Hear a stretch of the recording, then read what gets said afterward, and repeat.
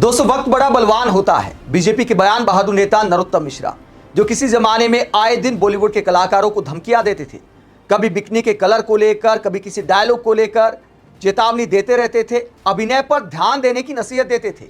लेकिन आज खुद का राजनीतिक अभिनय साथ छोड़ गया, साथ नहीं दे पाया। कांग्रेस का मजाक उड़ाते उड़ाते नरोत्तम मिश्रा ने कंट्रोल खो दिया और उसके बाद रोने लगे।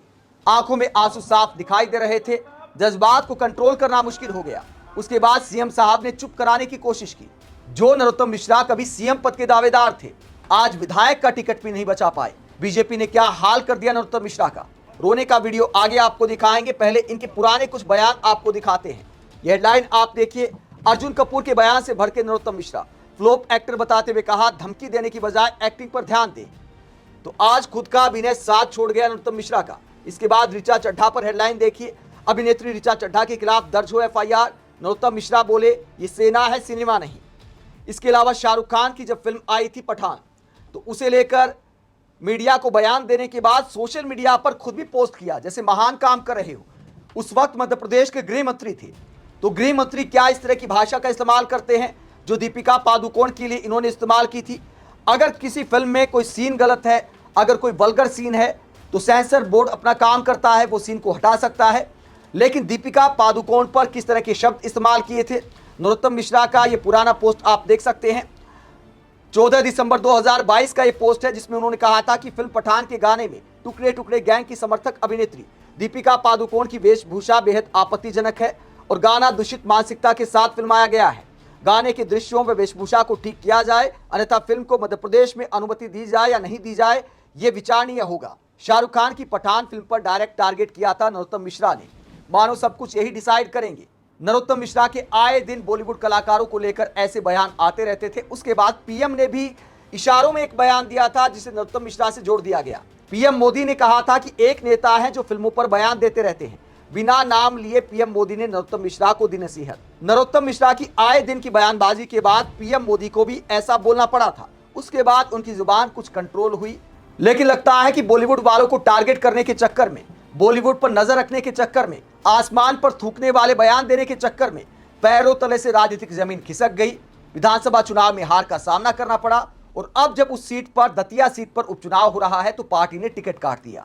विधानसभा चुनाव में हार के बाद भी अहंकार नहीं टूटा था और एक बयान दिया था कि मैं समंदर हूं, लौट के आऊंगा, मुझे कम समझने की भूल मत कर देना। लेकिन समंदर बनने का दावा करने वालों की आंखों में अब समंदर दिखाई दे रहा है। क्या हालात हो गए।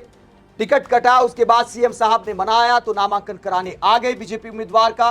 पहले कांग्रेस का मजाक उड़ाते हैं और मजाक उड़ाते उड़ाते उसके बाद आंसू आ जाते हैं आंखों में। कैसे कंट्रोल करते हैं सीएम साहब, कैसे समझाते हैं, वीडियो आपको दिखाते। पहले कांग्रेस को लेकर क्या बोला, जरा सुनिए। अचंभे की बात देखो, ये विकास पे कांग्रेस वोट नहीं मांग रही, विकास पे सिर्फ भारतीय जनता पार्टी वोट मांग रही है। आज तो यादव जीतेंगे, आज तो तिवारी जीतेंगे, तो हमारे मुख्यमंत्री जी के सामने होंगे, उप मुख्यमंत्री के पास में होंगे, मंत्र पे आधा दर्जन मंत्री बैठे हैं, नारायण सिंह जी, अदल सिंह जी, उनके पास जाके दतिया की बात रखेंगे। और घनश्याम सिंह जीते तो कहां जाएंगे। विचार करना इस बात का, मेरी बात को अन्यथा मत लेना। मैं आपके बीच का हूं, 15 साल आपने मुझे देखा है, 15 साल में अपने आप को गला के दतिया की सेवा की है। मेरे दतिया के मालिकों, ऐसा कोई प्रतिष्ठान नहीं है जो दतिया में नहीं लाए हम उन 15 सालों में। चाहे मेडिकल कॉलेज रहा हो, वेटनरी कॉलेज रहा हो, फिशरीज का कॉलेज रहा हो, अरे 4 बिस्तर का अस्पताल था, रेफरल अस्पताल कहते थे। 400 कमरों का अस्पताल है, बिना मोबाइल के मरीज को ही ढूंढ सकते। ये उपलब्धि है भारतीय जनता पार्टी की, ये उपलब्धि है भारतीय जनता पार्टी की कि जब मैं आया था 20 साल पहले तो दतिया में तांगे चलते थे, तांगे। आज दतिया में हवाई जहाज चल रहे हैं, हवाई जहाज, ये उपलब्धि है। मैं आया था तो घरों के दरवाजे पर क्या पानी की कट्टी रखी रहती थी, घर के आगे नल से पानी भरने को गड्ढे खोदे थे। आज शहर तो क्या, गांव के अंदर नल जल योजना चल रही है, बेस नदी का पानी जा रहा है, लोग भैंसे सपरा रहे हैं, भैंसे बेस नदी के पानी से भैंसे सपर रही है। ये विकास होता है, जाके देखो। 20 साल पहले जब कांग्रेस की दिग्विजय सिंह की सरकार थी तो इलाके में डाकुओं का विचरण होता था। भारतीय जनता पार्टी की सरकार आई तो ये दतिया को शांति का टापू बना दिया। एक भी चिन्हित गैंग नहीं बची इलाके में, एक भी चिन्हित ये काम होता है। अरे कांग्रेस के लोगों काम बताओ, काम बताओ और वोट मांगो। हम अपने काम बता रहे हैं, तुम अपने बताओ। नहीं, भाजपा में बड़ा अंतर विरोध है। मैं आपको सच बता रहा हूं, दतिया के मालिकों, पार्टी ने बहुत दिया है। 30 साल तक जो पार्टी विधायक बना के रखेगी, जो पार्टी 15 साल तक मंत्री बना के रखेगी, और क्या चाहिए पार्टी से? रात दिन भाजपा की सेवा करके, पूरी सेवा करके, मनसा वाचा कर्मणा, एक एक कार्यकर्ता प्राण झोंक देगा आशुतोष भैया के लिए। प्राण झोंक दिए जाएंगे आशुतोष भैया के लिए। ये भ्रम और मुगालते में कोई नहीं रहे कि कोई कार्यकर्ता घर बैठेगा। 16 तारीख से स्वयं यहीं पे डेरा जमाएंगे सारे कार्यकर्ताओं के साथ में। मेरे दतिया के माल को एक एक दरवाजे पर अपना शीश नवाऊंगा, एक एक गांव के अंदर जाऊंगा, आशुतोष को दिखाऊंगा। धन्यवाद। तो भाषण खत्म करते करते रोने लगे नरोत्तम मिश्रा। उसके बाद सीएम साहब के पास गए, वहां पर सीएम साहब ने कैसे चुप कराया वो भी सीन आपको दिखाएंगे। लेकिन भाषण में भी फेंकने में कोई कमी नहीं है, आंखों में आंसू हैं। आखिर में आंसू छलक भी आए, गला भर गया, जज्बात को कंट्रोल नहीं कर पाए। लेकिन फेंकने की हद आप देखिए। बिस्लेरी के पानी की सप्लाई का दावा करते कि बिस्लेरी के पानी से भैंसों को नहलाया जा रहा है। तो वास्तविकता में बोलना चाहिए। जब दर्द में है, जब टिकट कट गया है, खुद चुनाव भी नहीं जीतना है, तब तो रियलिटी वाले भाषण देने चाहिए। अदाकारी ऐसी तो करो कि ओवर एक्टिंग ना लगे। किसी जमाने में अर्जुन कपूर को कहते थे कि अपनी एक्टिंग पर नसीहत देनी चाहिए। आज राजनीतिक अदाकारी भी साथ नहीं दे पाई। कांग्रेस का मजाक उड़ाते उड़ाते रोने लगे। उसके बाद सीन नंबर 2 आपको दिखाते हैं।